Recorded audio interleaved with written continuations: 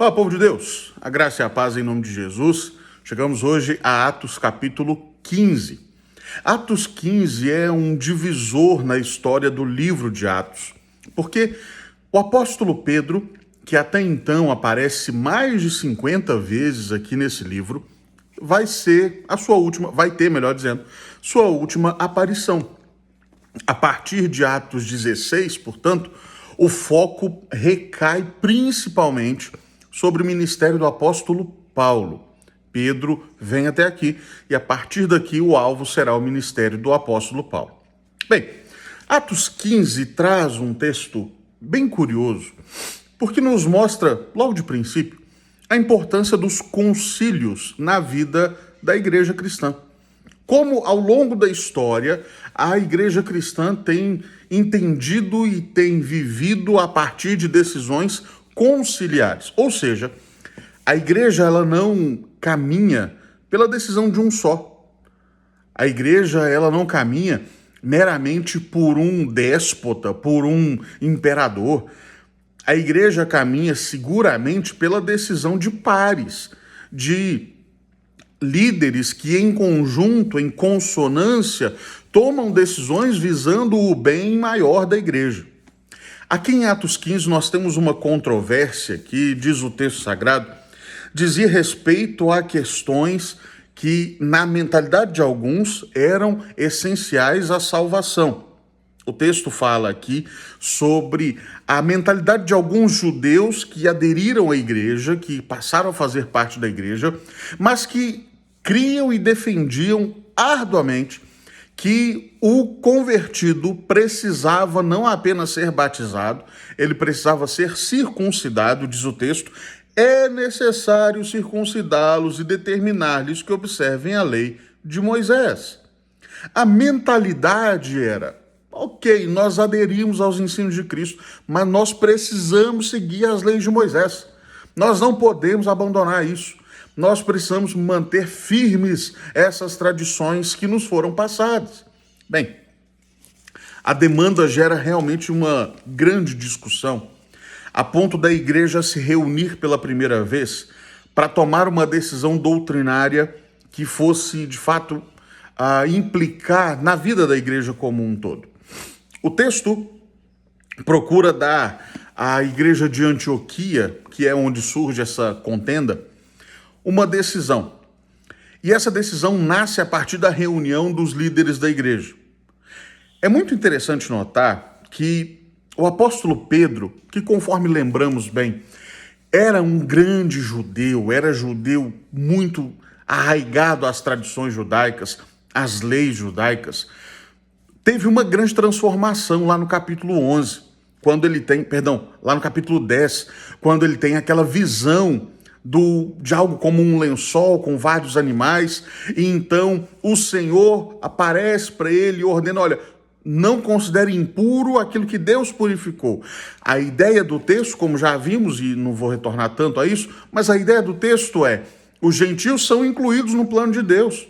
Os gentios não são um povo impuro, como Pedro pensava. Então isso se reflete agora. No versículo 11, o texto diz, versículos 10 e 11 melhor, agora, pois, por que tentais a Deus, pondo sobre a serviço dos discípulos que nem nossos pais puderam suportar, nem nós, mas cremos que fomos salvos pela graça do Senhor Jesus, como também aqueles o foram.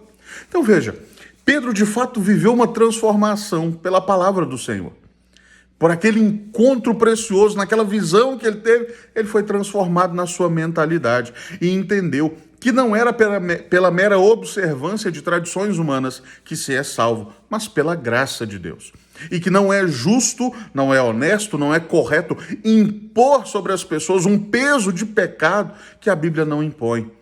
Nós não podemos, queridos, hoje, como igreja de Jesus, colocar sobre os ombros das pessoas peso de lei para que sejam salvas, que vá além daquilo que a Escritura estabelece. Eu não posso dizer que para o sujeito ser salvo, além de confessar Cristo como Senhor e ser batizado, ele precisa dar 3 piruetas de cabeça para baixo no meio da igreja. ou qualquer coisa parecida, ou mesmo uma lei que aparente ser muito espiritual, que ele tem que subir a escadaria da igreja de joelhos e aí ele é salvo, que ele tem que dar uma oferta milionária e aí ele é salvo. Nada disso encontra amparo na Escritura.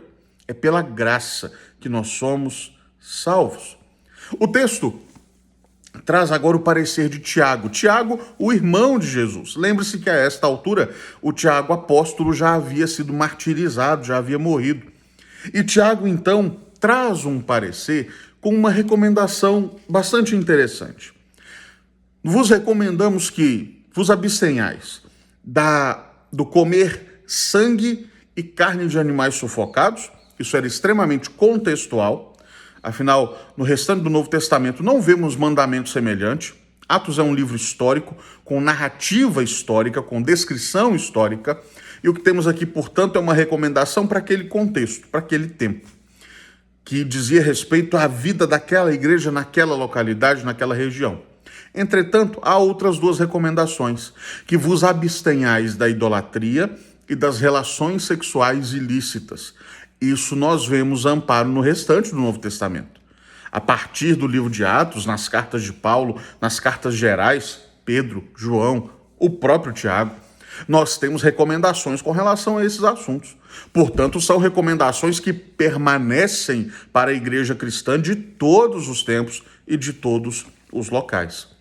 Finalmente, é interessante notar que essa decisão que o concílio toma mostra que há direção divina por um lado, mas há responsabilidade humana por outro.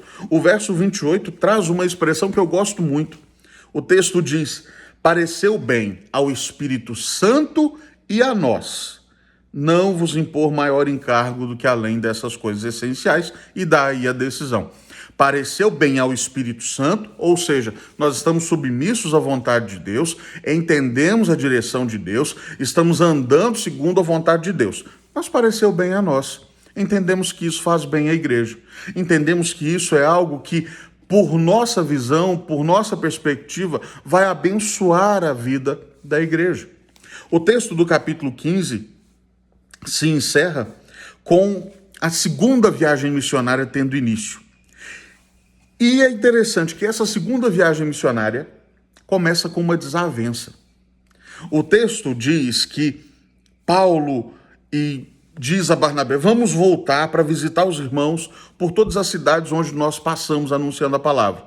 Barnabé falou: vamos embora, Paulo, vamos levar Marcos também. João Marcos, aquele mesmo João Marcos, que abandonou a viagem. E Paulo fala: não, pera aí, nós vamos voltar. Marcos não vai, não. Marcos não vai conosco de novo, não é justo que ele vá, ele nos abandonou, ele deixou a gente no caminho, Marcos não vai. E depois dessa tal desavença, diz o texto, separaram-se. Barnabé levou consigo a Marcos, Paulo levou consigo Silas, cada um foi para um lado. Deus, na sua soberania, está cuidando da igreja de tal maneira que a obra missionária se multiplica.